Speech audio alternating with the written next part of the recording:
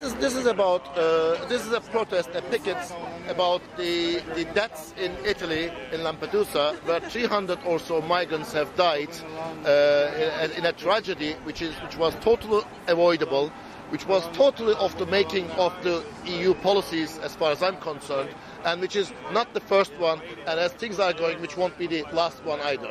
Over the last 2 decades, there are more than 20,000 migrants died trying to enter EU. And these migrants were from places like Iraq, Iran, Afghanistan, the sort of war-torn, dictatorial countries of Africa, etc. And these were genuine, ordinary people who were in search of a better life, safety, and a better future for themselves and for their children. But what's been happening, especially around the sort of Mediterranean borders of Europe, is that the whole border control has been militarized, has been turned into a manhunt operation and a deportation operation. There are 3 points I'd like to make here very briefly. The first one is the humanitarian aspect of it. First of all, everyone has the right, as a human, there's the human right to seek a better life and to migrate to Europe, come to Europe for safety and to be looked after. Europe has signed up to a number of international and European-wide treaties which actually should be applied, and they should be left on the paper. But we shouldn't be just going as per those treaties. We should go beyond that, and we should start EU policies that welcome migrants, that looks after migrants, and migrants aren't stigmatized as illegal or bogus or whatever that they may call.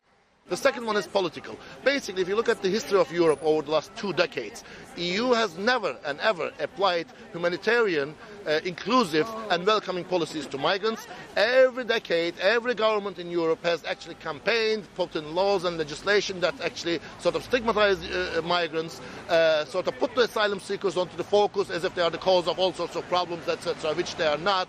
And these people have run away from miseries only to come into Europe for further miseries, as far as we are concerned. The third one, I suppose, is the global context of it. Look, I mean, Europe also has been involved in wars, support of dictatorial regimes, privatization of land and water sources in Africa, with all sorts of campaigns, and therefore causing sort of starvation, famines, etc. And European bureaucrats, as they were talking about the asylum seekers, migrants, as if they are a problem, have at the same time authorized and have at the same time have been great supporters of those wars inflicted upon people. There are 5 million displaced people from Afghanistan, up to 1.5 million people from Iraq, and the sub-Saharan Africa has been in turmoil in the hands of European-supported dictators who have been very capable of buying billions of weapons from European governments, but who have done nothing in terms of betterness of their life of their people.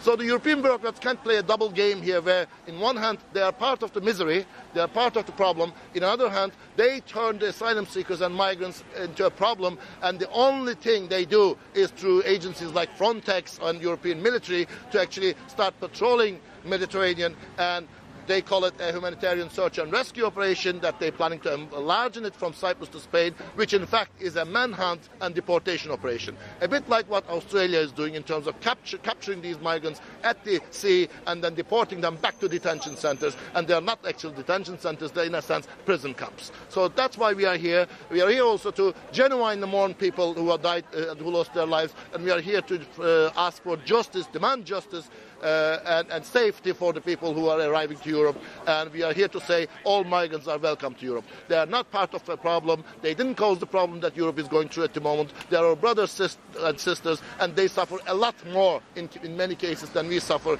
by the problems caused by European governments.